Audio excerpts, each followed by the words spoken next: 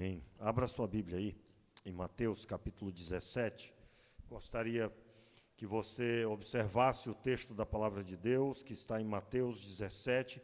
Esse texto é um texto que eu já citei várias vezes nos últimos tempos, e é um dos textos mais ricos e extraordinários da Escritura. E eu gostaria de ler com você o capítulo 17, o verso 1, até o versículo 9. Amém? Todos encontraram? 6 dias depois, tomou Jesus consigo Pedro, a Tiago, a João, irmão deste, e os levou, em particular, a um alto monte. Ali Jesus foi transfigurado diante deles. O seu rosto brilhou como o sol, e as suas roupas se tornaram brancas como a luz. Então lhe apareceram Moisés e Elias, falando com ele. Pedro disse a Jesus: Senhor, bom é estarmos aqui. Se queres, façamos aqui 3 abrigos, um para ti, um para Moisés e um para Elias. Então, estando ele ainda a falar, uma nuvem luminosa os cobriu. Da nuvem saiu uma voz que dizia: Este é o meu filho amado, em quem me agrado, a ele ouvi. Eu gostaria que você repetisse o verso 5 na sua tradução, ouvindo a sua voz. Estando ele ainda a falar, uma nuvem luminosa os cobriu, e da nuvem saiu uma voz que dizia: Este é o meu filho amado, em quem me agrado, a ele ouvi. Os discípulos, ouvindo isso, caíram com o rosto no chão, tomados de grande medo. Aproximando-se Jesus, tocou neles e disse: Levantai-vos e não tenhais medo. Erguendo eles os olhos, a ninguém viram, senão a Jesus. Enquanto desciam do monte, Jesus lhes ordenou: A ninguém conteis a visão, até que o Filho do Homem seja ressuscitado dos mortos. Vamos orar? Meu Pai, tenha misericórdia de nós, oramos pedindo a Tua mão poderosa sobre os nossos corações e que o Senhor nos ensine nessa noite mais um pouco, Senhor, sobre como ouvir a Tua voz, como devemos nos portar diante de Ti. Sim, Pai, ensina-nos a Tua palavra, e enquanto falamos a Tua palavra, Senhor, que o Teu Espírito Santo esteja se movendo nesse lugar, bem como sabemos que desde o começo desse culto e desde o dia em que recebemos o Senhor como Senhor e Salvador, o Senhor tem feito, mas nesse momento em especial, meu Pai, eu te peço o Teu Espírito trazendo ao coração a realidade espiritual que o Senhor deseja para esse tempo, para essa geração. E é na autoridade do nome de Jesus que eu oro, Pai. E eu te peço por cada um dos Teus filhos e suas famílias aqui representadas. Em nome de Jesus. Amém e amém.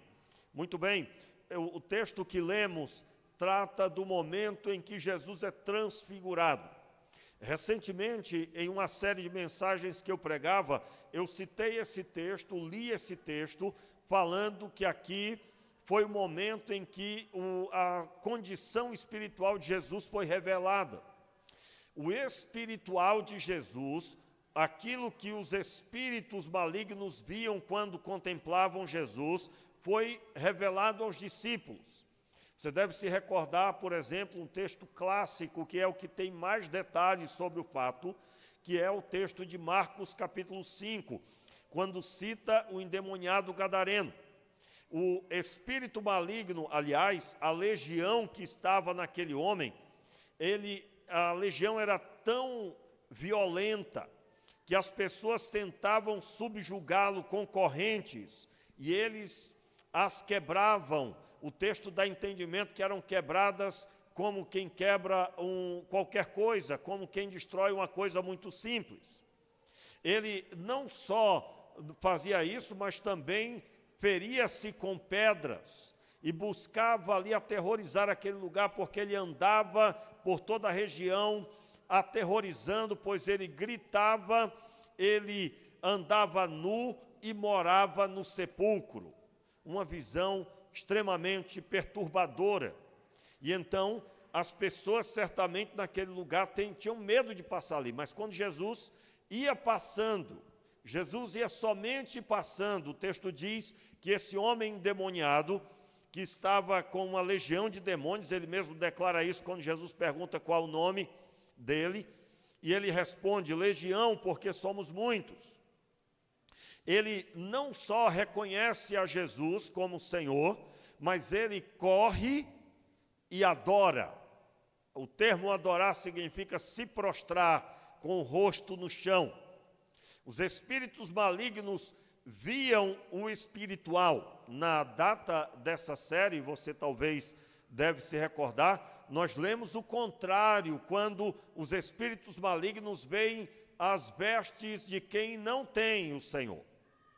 Quando lemos o texto de Atos dos Apóstolos, uma passagem que narra 2 homens que tentaram expulsar os demônios de uma pessoa, e o espírito maligno que estava nele declara, nós conhecemos, eles declararam, tentaram expulsar o demônio, dizendo, esconjuro-vos por Jesus a quem Paulo prega, ou seja, claramente uma evidência de que não era a fé deles, era a fé de Paulo em Jesus.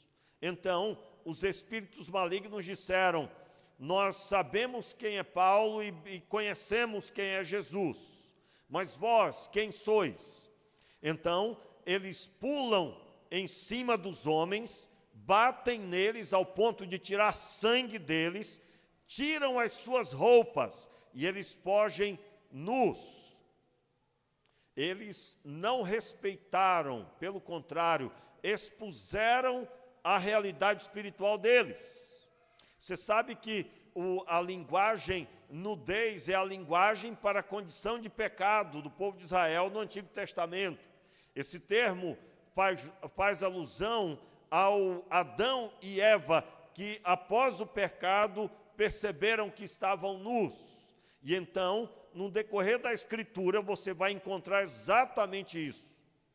A nudez, a vergonha é alusiva ao pecado, ou seja, os espíritos malignos arrancaram as vestes deles, como que dizendo, essa é a condição de vocês, nus.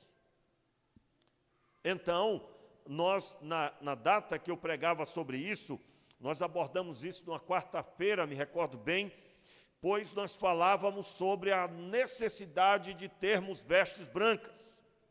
E isso sob a orientação da própria Escritura, que nos mostra essa realidade. Meus irmãos, se você deseja ter êxito na sua vida espiritual, você não pode esquecer que essas vestes, elas são vistas pelo reino espiritual. Nenhum de nós pode contemplar, a não ser que Deus queira. Mas, exatamente uma pessoa que anda segundo o Cristo, recebe também vestes brancas, que é espiritualmente o simbolismo, a manifestação clara da realidade espiritual da pessoa. Muito bem, então, nesse momento, eu gostaria de agora abordar diretamente o texto. Jesus sobe ao monte alto e ele leva consigo somente 3 discípulos. Eles são Pedro, Tiago e João. De todos os 12, Jesus se portava de forma mais próxima de 3 discípulos. Aliás, para a sua maturidade espiritual, eu gostaria de abrir um parênteses aqui e falar um pouco sobre relacionamento. Talvez você já se perguntou quantas pessoas você deve ter como amigos, como pessoas próximas. A Escritura nos dá orientação. Está aí uma boa observação. Siga o exemplo de Jesus, procure ter pelo menos 12 pessoas próximas. Mas das 12, você terá um número menor ainda de proximidade, e aqui ele narra isso com 3 pessoas. A psicologia moderna, ela também declara isso de forma muito veemente, pelo menos uma linha da psicologia, que uma pessoa, ela só conseguirá ter no máximo 5 relacionamentos aonde ela poderá abrir o coração. Então, é de forma muito clara que nós vemos, é claro, para mim, a psicologia só descobriu algo que já é anunciado desde o começo de todas as coisas. Então, na aplicação da minha vida, eu preciso ter relacionamento com pessoas. E jamais uma pessoa vai conseguir ser próxima de todas as pessoas, mas toda pessoa precisa ter pessoas próximas dela. Você precisa cultivar relacionamentos. Agora, é claro, eu quero abrir aqui um espaço para falar sobre isso. Você deve ser uma pessoa leal, isso cultiva relacionamento. Você deve ser uma pessoa que sabe guardar aquilo que ouve da pessoa próxima. Literalmente, você deve saber guardar segredo e também deve dizer à pessoa a verdade. E você deve ser uma pessoa, para alcançar êxito nessa caminhada, é muito simples. Você deve olhar para Jesus, mirar todo o seu empenho em Jesus e buscar ser como Ele. Muito simples. E aí, nos relacionamentos na caminhada, você vai cultivando relacionamentos inabaláveis. Eu tenho aqui como testemunha, né, e a igreja também, porque eu me lembro no dia do meu aniversário de ministério, vocês viram alguns dos meus amigos que falaram no vídeo lá do Acre. Quando eu chego no Acre, é como se eu estivesse com eles aqui o tempo todo. Não é? Aliás, eu tenho até algumas dificuldades, porque tem alguns deles que gostariam que eu fosse para lá e ficasse na casa deles. Né? Aí eu digo, não posso, meu filho, só se aí eu perco a minha família. Né? Eu digo, não entendi isso. Né? Como que eu vou para o Acre e fico na casa de amigos e não da própria família? Mas eu quero dizer para você que por trás de um relacionamento sadio, um relacionamento firme, um relacionamento sólido, tem muito choro, tem muita caminhada, tem muitos momentos difíceis que eles passaram comigo e eu passei com eles. E aí, disso, o resultado são relacionamentos que conseguem transpassar barreiras, o tempo, a distância, e aonde se vê e aonde se encontra, continua a mesma postura para com as pessoas, estas pessoas. E na igreja, talvez você já deve ter visto, por exemplo, nós na igreja temos um padrão, o pastor também não conseguirá ser próximo de todos. Eu digo, seguindo a regra do próprio mestre, mas nós devemos ter relacionamento com todas as pessoas. Mas eu posso ser alguém que tem muitas pessoas e o maior número possível de pessoas que tem o pastor como alguém que pode contar e procurar para conversar e abrir o coração. Eu já recebi pessoas que não queriam ouvir conselhos, mas queriam somente ser ouvidas. E quando eu identifico isso, eu entendo que eu preciso somente me calar e ser um bom ouvinte. Isso é muito bom, irmãos, e necessário, E aqui, esse texto é um dos textos evidência do que eu estou falando. Por favor, ouça bem o que eu estou dizendo, você pode até discordar. Eu costumo dizer isso, né, principalmente com o meu garoto. Eu já falei algumas vezes, eu disse para ele assim, eu digo, meu filho, você tem 2 opções, ouvir o conselho, refletir e aplicar. Ou, daqui a alguns anos, você se lembrar que eu dei esse conselho e você dizer que deveria ter ouvido lá atrás. Opte pela primeira. Os irmãos estão entendendo? Digam amém aí. Quem está entendendo? Então, nesse momento, você pode discordar. Não concordo. Meu irmão, você acabou de dizer que Jesus estava errado no que ele estava fazendo. Alguém ousa? Ninguém, né? Ninguém. Então, zele pelos relacionamentos, mas, acima de tudo, decida ser na vida das pessoas. Diga amém aí, meu irmão, e eu recebo. Como assim decida ser? Eu serei amigo, eu serei leal. E lembrando que lealdade não significa encobrir pecados, senão você vai ser parceiro de pecado. Mas significa ser alguém que a pessoa pode contar. Não é como a gente diz a um filho. O que se diz a um filho? Se ele cometer um erro, ele vai deixar de ser seu filho? Não. Então, é muito importante termos amizade. E amizade que possa ouvir, possa dizer para nós quando estivermos errados. Por exemplo, no relacionamento com os irmãos da diretoria administrativa da igreja, eu quase sempre digo, eu dizia mais, agora não preciso mais dizer, porque já tenho, isso. Eu digo, olha, eu preciso de um conselho. E aí, é claro, eu quero ouvir o que a pessoa pensa a respeito daquilo que nós temos que decidir. E isso é sadio, é sábio, e nós devemos ter isso na nossa vida, meus irmãos. Deus abençoe que você tenha pelo menos uns 3 amigos que puxam a sua orelha de vez em quando. Diga amém. Poxa, gostei, irmãos, ó. Gostei, né?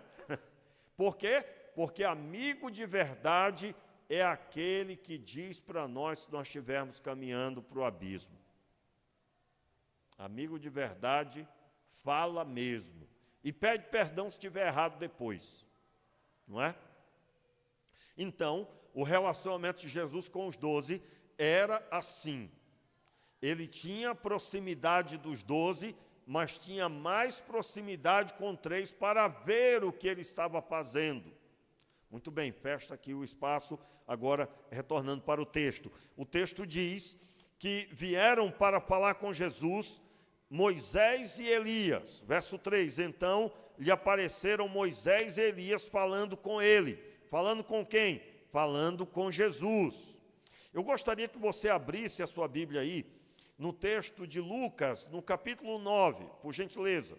Aliás, vamos projetar aqui, é possível projetar e vamos ler na tela, mais rápido, não é? Lucas, capítulo 9, especificamente aí, no capítulo 9, eu quero ler o versículo, não separei aqui exatamente, mas é o versículo 30. Lucas, capítulo 9, o versículo 30. E eis que estavam, vamos ver juntos aqui, irmãos, e eis que estavam falando com ele 2 varões, que eram Moisés e Elias, os quais apareceram com glória e falavam da sua morte, a qual havia de cumprir-se em Jerusalém. Muito bem. Então, o texto de Lucas evidencia o que é que eles falavam com Jesus, correto? Falavam o quê?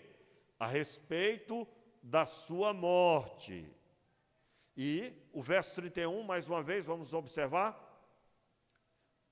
Os quais apareceram com glória e falavam da sua morte, o qual havia de cumprir-se em Jerusalém. Não é?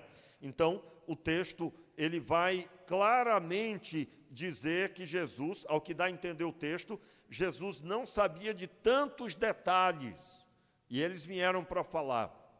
Eu quero aqui observar quem são esses 2. O primeiro citado é Moisés. Qual Moisés, pastor? O Moisés que liderou o povo de Israel para sair do Egito. Ele está aqui. Pastor, mas Moisés morreu, aí o morto voltou. Como é que é isso? Não é? Uma boa pergunta, não é não? Vamos observar aqui o texto de Judas. Vou pedir para listar também, não precisa se abrir, até porque Judas é um capítulo só, mas Judas capítulo 1, só tem um capítulo, o versículo 9, né? Vamos lá?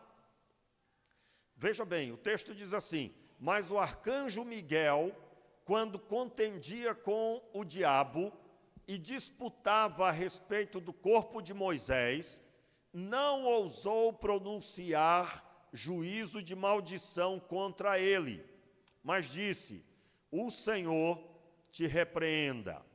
O versículo seguinte, este, porém, dizem, aí ele vai seguir explanando, volta no verso 9, desculpa, na verdade o detalhe do 9.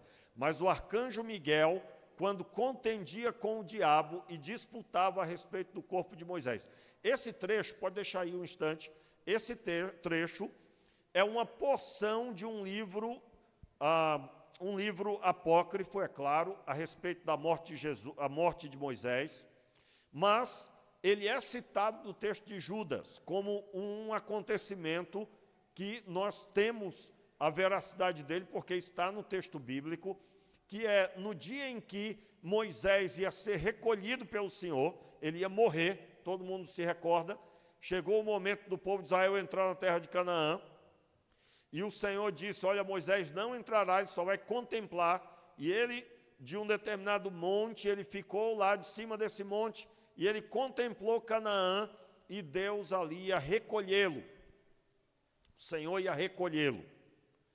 O texto, então, vai declarar que ele foi recolhido, ele morreu no monte, e você vai encontrar, estudando sobre esse assunto, que, ao que dá a entender o texto, Satanás tinha interesse de fazer daquele local da morte de Moisés, e possivelmente até do corpo de Moisés, um ídolo, aonde as pessoas iam passar a ir ao monte em que Moisés estava sepultado. E, pode acreditar, haveria peregrinações, meus irmãos. O local que ele foi enterrado nunca foi encontrado. No meu entendimento pessoal, bíblico, ele não existe na terra, o local não existe. É claro, ele morreu, mas o arcanjo que aparece aí nesse texto é o arcanjo Miguel. Esse é o mesmo arcanjo que é citado no texto bíblico como o arcanjo que vai liderar a ressurreição dos mortos. Quando a Bíblia fala a respeito da ressurreição dos mortos, e você estuda isso em todo o Novo Testamento, você vai perceber que esse é o arcanjo que, quando ele está envolvido, o assunto é ressurreição. Dando a entender essa passagem, que quando o arcanjo estava lá e contendia, veja, o texto diz, mas o arcanjo Miguel, quando contendia com o diabo e disputava a respeito do corpo de Moisés, veja, disputava a respeito do corpo de Moisés, havia uma disputa, e eu acabei de citar qual o motivo de Satanás disputar o corpo. Os irmãos estão entendendo? Todos estão acompanhando o raciocínio? E o arcanjo Miguel estava lá para que objetivo? Moisés estava morto. O que o texto dá entendimento é, Deus o ressuscitou e o levou para a glória. Por quê? Porque somente desta forma nós podemos compreender a presença de Moisés aparecendo aqui. Porque os mortos não voltam. Os mortos não.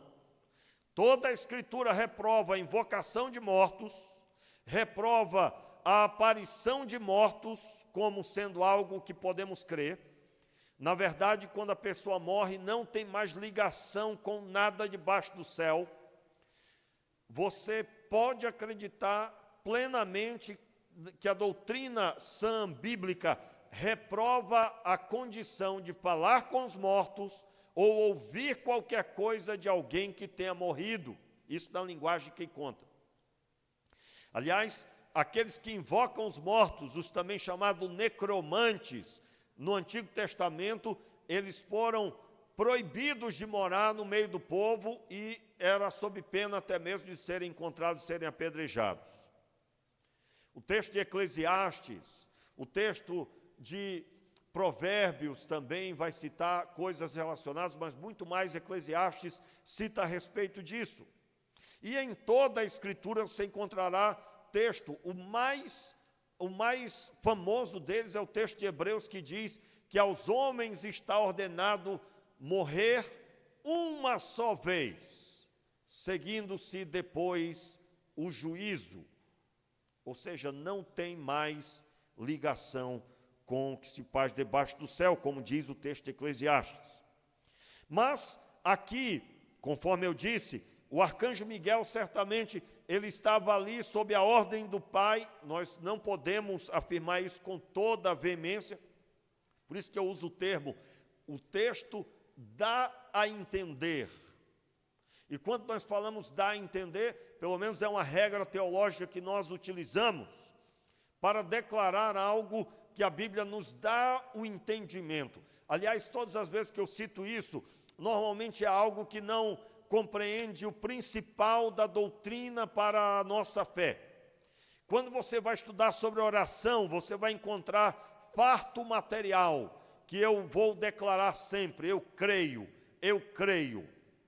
Quanto à necessidade de ler a Escritura diariamente, há farto material, e eu vou declarar, eu creio, conforme diz a Escritura, de Gênesis a Apocalipse, e eu vou dizer firmemente, assim diz a palavra de Deus.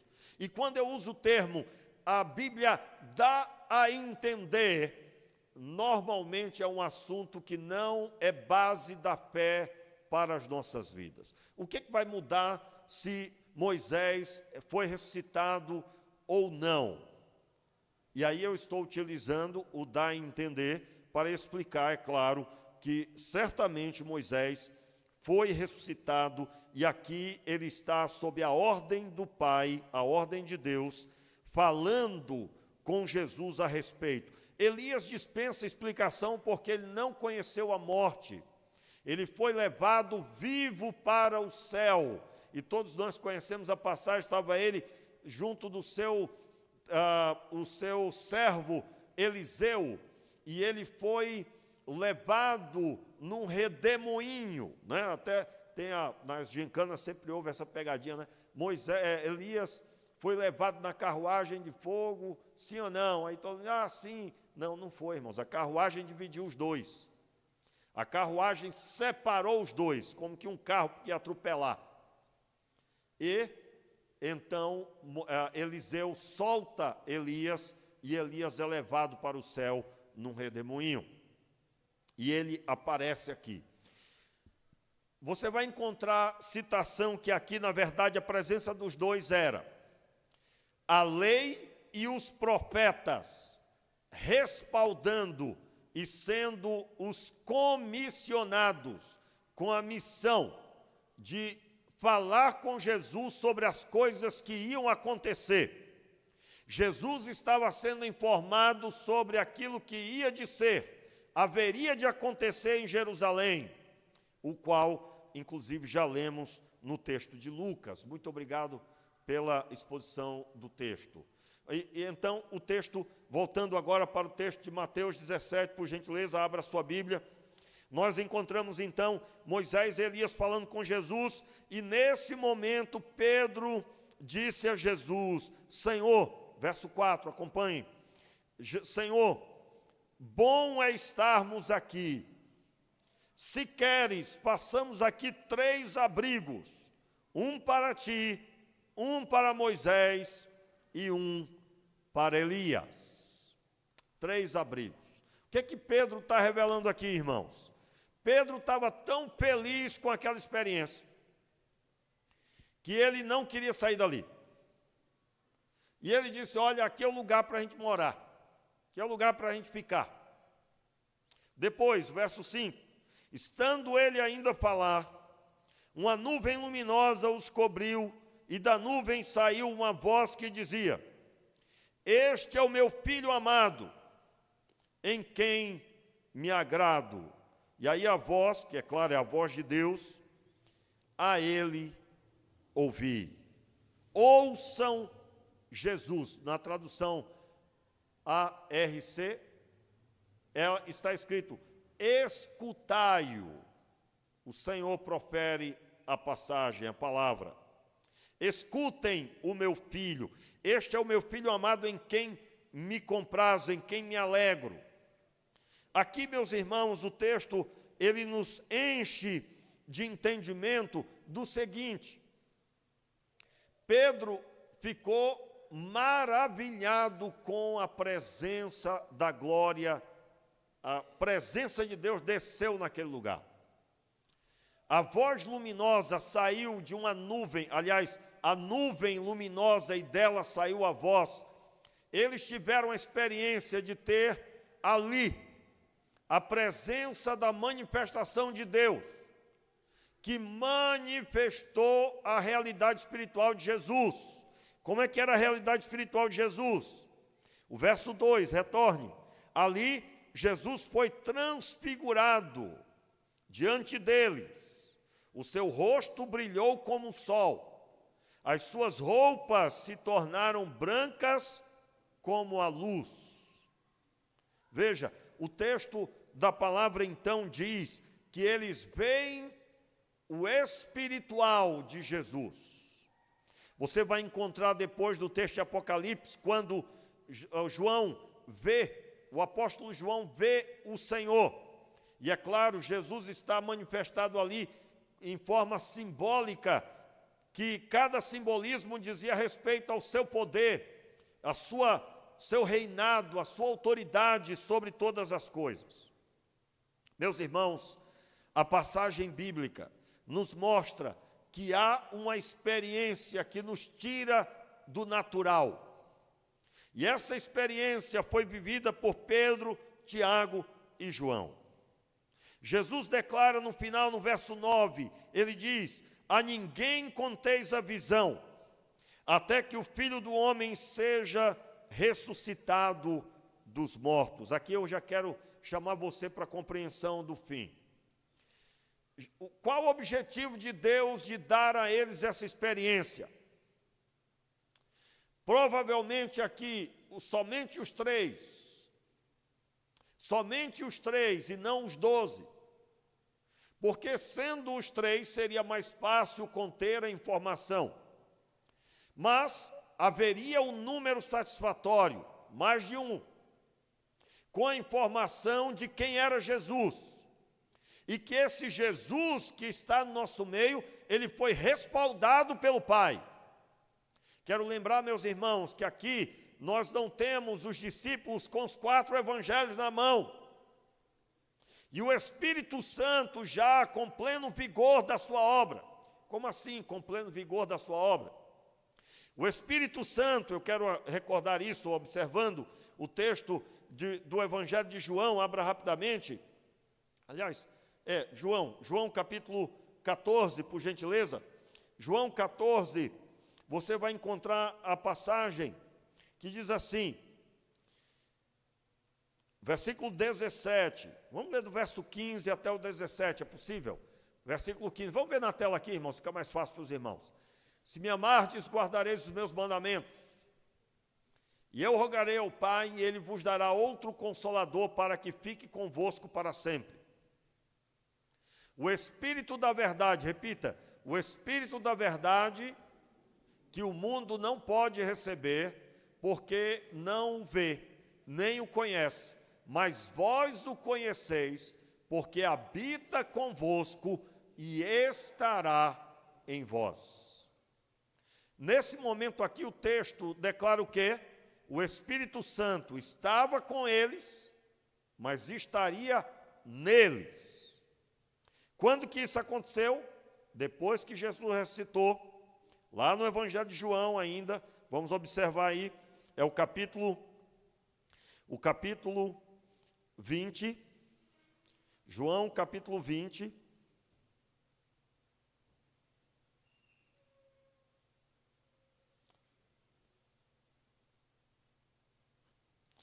João capítulo 20, o versículo 19. Chegada, pois, a tarde daquele dia, o primeiro da semana, e cerradas as portas onde os discípulos, com medo dos judeus, se tinham ajuntado, chegou Jesus, pôs-se no meio deles e disse: Paz seja convosco. E, dizendo isso, mostrou-lhes as mãos e o lado, de sorte que os discípulos se alegraram vendo o Senhor. Disse-lhes, pois, Jesus outra vez: Paz seja convosco. Assim como o Pai me enviou, eu também vos envio a vós. E havendo dito isso, soprou sobre eles e disse-lhes: recebei o Espírito Santo. Repita comigo: recebei o Espírito Santo. Quero lembrar na ordem cronológica. O Espírito Santo estava com eles, por quê? Porque Jesus estava agindo ainda na terra, concluindo a obra da salvação. O Espírito Santo entrar dentro do crente é uma obra que só foi possível depois que Jesus concluiu o está consumado. E aí o Espírito Santo passa a habitar dentro do crente. E Jesus fez de forma extraordinária. O texto declara, essa passagem é alusiva a Gênesis 2:7. O que é que o Senhor fez? Formou, pois, o homem do pó da terra, e soprou-lhe nas narinas, e ele se fez alma vivente. Jesus aqui sopra sobre os discípulos e diz: recebei o Espírito Santo. Uma pessoa só passa a ser viva espiritualmente quando recebe o Espírito de vida. Então, quando Jesus se revelou aos discípulos, ele estava preparando os discípulos para que a pregação fosse ousada, definitiva, firme no propósito.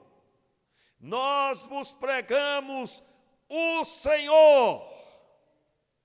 Nós pregamos o Cristo vivo.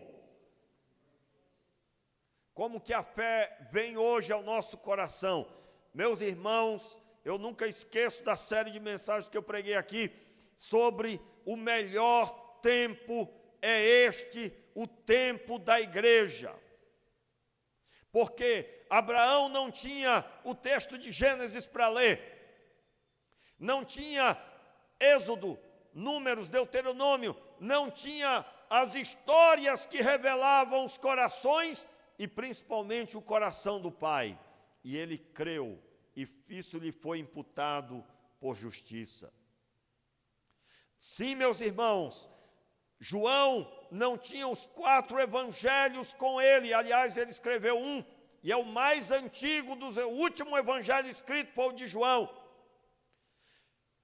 As igrejas não tinham todas as cartas de Paulo juntas, nós temos. O texto de Atos dos Apóstolos não estava na mão dos primeiros cristãos, como nós temos hoje.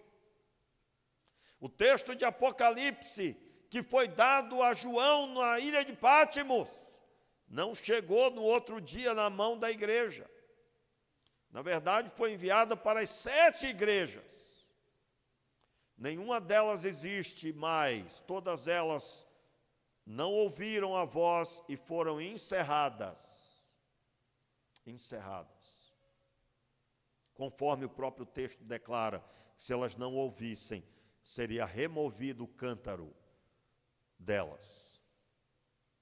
Meus irmãos, eu estou pregando hoje aqui dizendo que, da mesma forma que o Senhor estava fortalecendo a fé dos discípulos, revelando o Filho, mostrando a glória do Pai, que declarou: este é o meu Filho em quem me alegro, a Ele ouvi. O Senhor Deus tem buscado fortalecer as nossas vidas com a experiência de poder que Ele confere a cada um. Meus irmãos, na história da igreja, todas as pessoas que foram relevantes a milhares de pessoas, elas tiveram a experiência de contemplar o Mestre. E aí vem a pergunta: pastor, como é que eu posso ter essa convicção? Se o Mestre é mais forte para você do que aquilo que você quer, aquilo que você gosta, você já viu o Mestre. Se o chamado, a voz dele é mais importante para você do que qualquer coisa, você já viu o Mestre. Eu quero dizer para você, eu me recordo de uma experiência de um pai querendo ensinar o filho sobre Deus, e ele mostrou um avião voando muito longe. Ele disse: olha, minha filha, aquele avião é muito grande. E a criança disse: não, pai, é muito pequeno. Olha lá, pequenininho. É muito grande. Aí o pai levou no aeroporto. E ele chegou perto de um avião, claro, igual, no mesmo tamanho. Ele sabia qual era o avião que ele estava falando. E ele mostrou o avião para aquela filha. Ele disse: ah, meu pai, mas como que isso voa? É tão grande. A criancinha olhando, contemplando, daquele jeito, só criança sabe. E aí, a moral da história do que o pai queria ensinar: minha filha, assim é Deus. Se você estiver distante, ele é pequenininho.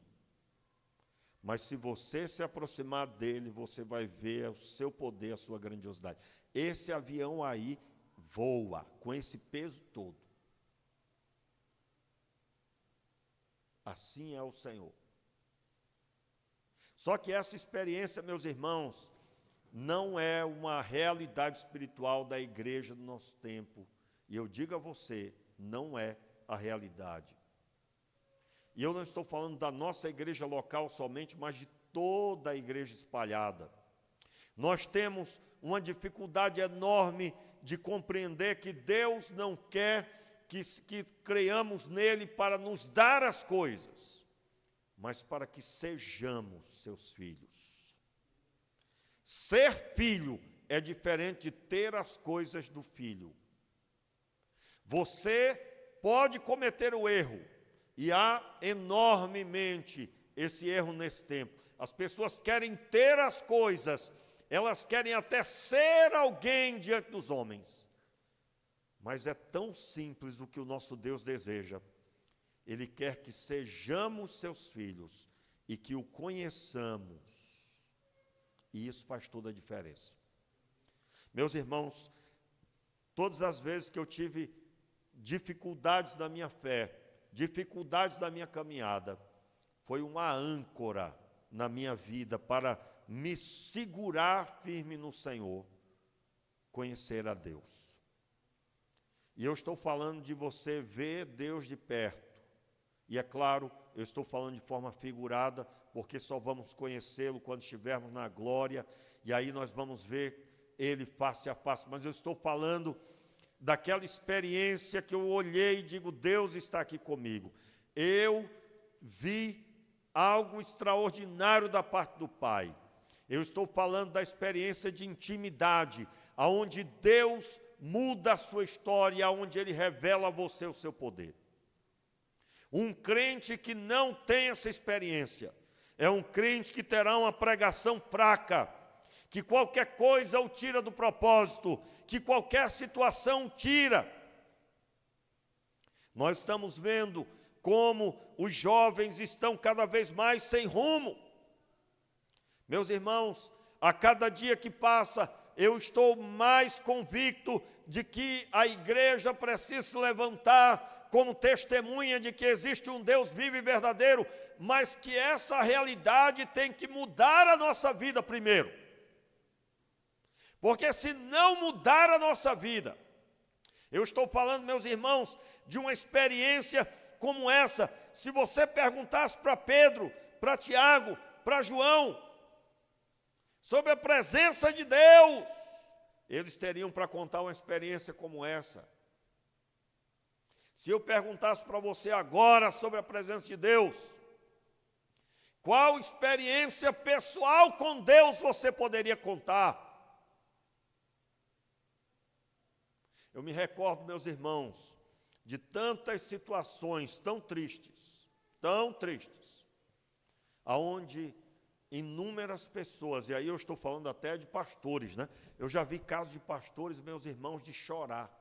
Você via claramente que ele não tinha convicção da fé, e o resultado disso, sua vida desmoronando. Eu estou falando de uma experiência pessoal com o Senhor, aonde eu não me movo para o abismo, porque eu sei em quem tenho crido. As suas vestes são brancas, o seu rosto brilha como o sol, e Ele é acima de tudo o Senhor, e a Ele eu ouço. Qual a sua experiência? Se você não tem, eu quero convidar você a ter um propósito na sua vida de buscar a presença de Deus. Eu quero agradecer a Deus pela vida. Hoje eu passei ali, Augusto, eu vi você na sala ali, você estava orando já dentro do propósito que a gente falou ontem, né? Ontem eu estava incendiando ali o Augusto, dizendo, Augusto, os homens precisam se levantar. Eu disse, rapaz, essas mulheres aí, rapaz, elas estão, né? Estão dando uns tapas no inimigo e trabalhando, produzindo. Meus irmãos, essas mulheres estão abençoando para a glória de Deus. Curso Mulher Única, é 2 de uma lapada. É 2 logo, né? Aí quando a gente pensa que é só mulher única, não, vai ser o comunicação também. E, meus irmãos, a situação, quando a gente fala assim, estala o dedo para os homens, a gente percebe a dificuldade. Espera aí, eu não sei, eu vou ver. Eu quero dizer para você, meu irmão, você está precisando de uma experiência com Deus. Por quê? Porque nós precisamos buscar a Deus enquanto há tempo. Então, hoje, já começamos ali a oração, só tinha um Augusto, mas domingo que vem será um número maior. Diga amém aí, macharada. Né? Diga um amém de macho aí. Amém. Isso aí, rapaz. Meu Deus, não passa vergonha não. Vamos lá. Amém. Amém. Isso, rapaz. Não é? Então, como assim? Pastor, agora para ser homem tem que orar? Sim, meu irmão. Para ser semelhante a Cristo. O homem de verdade é o quê? Semelhante a Cristo. Então é de joelhos. Você para pensar aqui antes do culto, você vai numa sala, está as mulheres orando. Vai em outra sala, está os homens lá orando, balançando lá o prédio com vozeirão, né? Chega perto da porta, treme. Ó. Por quê? Porque nós cremos na convicção da fé. Então eu quero chamar você à oração nessa hora. Qual a experiência de comunhão com Deus que você tem? Saiba, essa experiência vai impulsionar você para a fé. Pastor, não creio, eu tenho que só continuar. Meu irmão, então responda por que o Senhor se manifestou assim na vida dos discípulos. Entenda, os discípulos eram os portadores da mensagem. O Senhor estava inserindo neles a mensagem. E essa realidade espiritual não mudou. Ela precisa ser manifesta hoje. Você vai orar pelos seus filhos com convicção. Você vai orar pelos seus familiares com convicção. Você vai pregar o evangelho com convicção. Porque você tem servido a Deus e visto a sua face. Fique de pé no seu lugar e vamos orar. Feche os seus olhos e abra o seu coração. E vamos orar nessa hora. Pai, nós clamamos pedindo o teu poder sobre o teu povo, de forma, Senhor, que eles sejam impulsionados para buscar a tua face, e o Senhor se revele a cada um, o Senhor se manifeste na vida de cada um, Pai, trazendo o teu poder, trazendo a tua mão poderosa, impulsionando o teu povo para buscar a tua face, Senhor. Pai, nós clamamos pedindo que o Senhor esteja se manifestando, trazendo a profundidade da fé, trazendo a ousadia para servir ao Senhor. E então, Pai, seja o teu nome glorificado. Nós clamamos, Pai, expulsando todo espírito de miséria, declaramos, bata em retirada da casa, da vida, da família dessa pessoa agora, em nome de Jesus. E o teu poder seja estabelecido, o anseio pelo Senhor seja implantado, da criança ao mais experiente, do novo na fé ao mais antigo na tua presença. Nós oramos, Pai, declarando esse bairro abençoado, essa cidade abençoada, e essa semana será a melhor semana da nossa vida, porque será uma semana em que vamos buscar a tua face, que vamos viver a fé, pregar o evangelho, e então, Senhor, o teu nome será glorificado. Levante as tuas mãos agora, seja o nome do Senhor sobre a tua vida, sobre a tua casa, que as portas se abram para você, que você seja cada dia mais uma pessoa santa na presença do Pai, e que a palavra do Senhor esteja no centro do seu coração. em nome de Jesus. E agora que o amor